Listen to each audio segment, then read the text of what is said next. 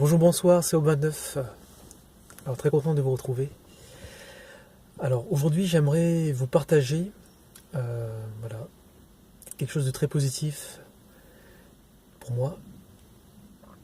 Voilà, il y a 3 jours de cela, enfin ma compagne et moi nous avons repris les rapports sexuels. Ça faisait plus d'1 an en fait qu'on n'avait pas fait l'amour. Voilà, pour diverses raisons. Voilà. Donc l'addiction entre autres m'avait beaucoup éloigné d'elle et qui m'avait aussi cassé la confiance en moi, voilà, dans les rapports sexuels avec elle et dans plein de choses. Voilà, nous avons repris les rapports et voilà, donc je peux vous dire que voilà, c'était très bien parce que je n'ai pas eu de problème d'érection, je n'ai pas eu voilà, d'impuissance, de perte d'érection en fait, et ni d'éjaculation précoce avec elle. Parce que en fait avant aussi j'avais ce problème là avec elle, c'est que comme j'avais peur que mon érection parte, donc que je devienne impuissant, donc je le faisais rapidement en fait, et du coup ça crée en fait une éjaculation précoce en fait, parce que comme j'avais peur de perdre mon érection, du coup enfin je le faisais rapidement, et du coup voilà quoi. Donc tout ça était lié en fait, mon impuissance, l'éjaculation précoce aussi, tout ça, et lié bien sûr à l'addiction sexuelle, parce que avec le porno, comme je regardais tous les jours des films, et ça depuis l'âge de 13 ans, j'ai arrêté, hein, comme vous le savez, depuis janvier 2016. En fait, ça a formaté mon cerveau, voilà, pour avoir du plaisir. En fait, mon cerveau était formaté pour avoir du plaisir uniquement en voyant des choses très hard, quoi. C'est un effet très positif de l'arrêt du porno, quoi. C'est vraiment, voilà, je retrouve ma sexualité, ma pleine sexualité, ma confiance en moi là-dedans. Voilà, donc et puis aussi par rapport à la qualité de l'érection aussi, qui est nettement, voilà, c'est comme si, voilà, j'étais en érection, quand j'étais en érection, c'est comme si j'étais adolescent en fait, cette même puissance. Alors qu'avant c'était vraiment, j'avais vraiment des érections en dents de scie, quoi, et puis c'était jamais aussi fort que ça, aussi forte que ça. Donc je suis très content, voilà. Donc je voulais vous partager quand même ce point très positif.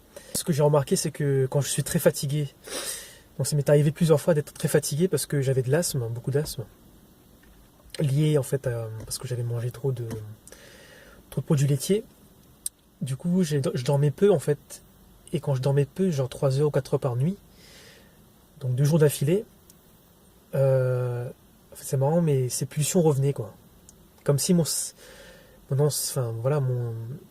addict sexuel, enfin ma sous-personnalité d'addict sexuel, de dépendant sexuel, avait plus de force, il revenait d'un coup. C'est comme si voilà, mon cortex préfrontal, donc lié au raisonnement, à la prise de décision, en fait, était vraiment nettement diminué. Enfin, si je ne me trompe pas je pense que c'est ça, c'est la région préfrontale. Enfin, je vais vérifier, mais je crois que c'est ça. Donc les moments de grande fatigue, en fait, donc fait que j'ai remarqué, donc c'est des moments qui sont donc assez dangereux pour moi, où je peux retomber là-dedans, quoi, mais je ne bascule plus en fait. J'ai ces pulsions, ces idées qui reviennent, mais je reste quand même maître de capitaine de mon bateau.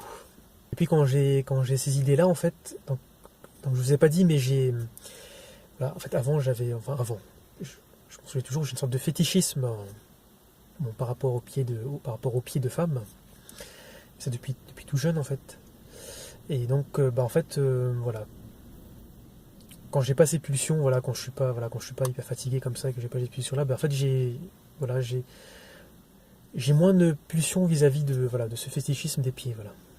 Je continue à me soigner, j'ai toujours cette anxiété en fait, qui est là tous les jours en fait, et je suis aussi dépendant aussi beaucoup du sucre aussi, quoi, du sucre.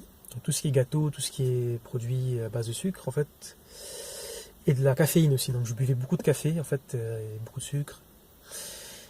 Et c'est pas étonnant parce que en fait quand on est voilà, c'est pas étonnant qu'un addict en fait sexuel a plusieurs autres addictions en fait, que ce soit voilà, le sucre, l'alcool, la cigarette, tout ça. Et j'ai remarqué que j'utilise encore en fait donc le sucre, tout ça, et même le café pour fuir en fait l'anxiété. Et donc avant, ce que je faisais quand j'étais addict, donc j'utilisais beaucoup le sexe, donc le porno, tout ça, pour compenser, comme pour faire baisser l'anxiété, travaille beaucoup sur voilà sur le fond de mon addiction, de mes addictions, donc l'anxiété quoi. Donc avec de la méditation tous les jours. Et là, il y a 2 jours de cela, je suis allé faire une séance d'hypnose. Ça m'a fait beaucoup de bien justement sur l'anxiété, comment visualiser, comment transformer cette anxiété en quelque chose d'utilisable et de bon pour moi. Voilà, utiliser le stress et la peur, mais d'une façon plus saine, quoi. Parce que la peur et le stress aussi, voilà, nous servent à survivre. Ce sont des réponses naturelles de l'être humain. Donc cette séance m'a fait du bien, je vais en continuer d'autres.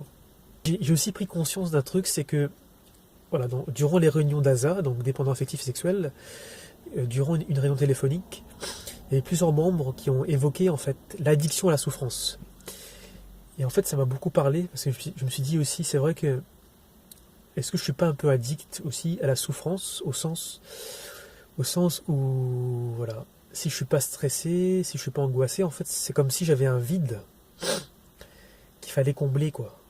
Aussi, parce que voilà, depuis très longtemps je suis comme ça dans ce mode de fonctionnement. Quand je vous dis très longtemps, c'est depuis 11-12 ans quoi. Comme si mon corps ne connaissait que ça, que l'anxiété, que la peur, tout ça. Comme si en fait, si j'arrêtais tout ça, ben, j'étais plus moi-même en fait. Et en fait, j'ai remarqué ça, que j'avais peur de ça aussi. Donc là, j'essaie de travailler là-dessus aussi, de me dire de faire du lâcher prise quoi. Parce que moi aussi, je suis beaucoup dans le contrôle et pas assez dans le lâcher prise quoi. Et me dire que j'ai le choix d'être heureux tout simplement quoi. Et de ne plus avoir besoin de la souffrance et de l'anxiété pour me sentir vivant. Voilà. Donc ça m'a beaucoup parlé en fait, l'addiction à la souffrance. Voilà. Voilà, c'est tout pour moi aujourd'hui. Alors je vous souhaite beaucoup de courage pour votre sevrage. J'ai créé un forum là. Donc, je vous ai mis le lien dans la description de la vidéo. Voilà. Un forum où je me dis qu'on pourrait échanger, se partager des méthodes, se soutenir et aussi se rencontrer en vrai quoi. Voilà, par région française ou par pays en fait, parce que j'ai mis des sections par rapport au pays en fait. Je vous souhaite beaucoup de courage. Ce sevrage vaut vraiment le coup. Voilà, je me rends compte des bienfaits, voilà, comme je vous ai expliqué. Et voilà, c'est des bienfaits qui sont en continu, quoi. Et en fait, je vois ce sevrage comme un moyen, en fait, pour vraiment explorer plein de domaines et pour pouvoir se muscler, mais pas se muscler physiquement, mais se muscler intérieurement, psychologiquement, et avoir plus de ressources, être plus en phase avec soi-même. En fait, j'ai aussi de la gratitude par rapport à ce chemin-là de sevrage et par rapport à se soigner, c'est que ça m'apporte aussi d'autres choses dans la vie, ça m'ouvre des portes pour m'améliorer en fait dans d'autres choses de la vie. En tout cas, je vous souhaite tout le courage nécessaire et voilà, n'hésitez pas à venir raconter votre parcours, que ce soit sur le blog ou sur la chaîne, quoi, voilà. Voilà, marchons ensemble vers le chemin de la liberté et vers soi-même. Voilà. Je vous dis à bientôt. Peace.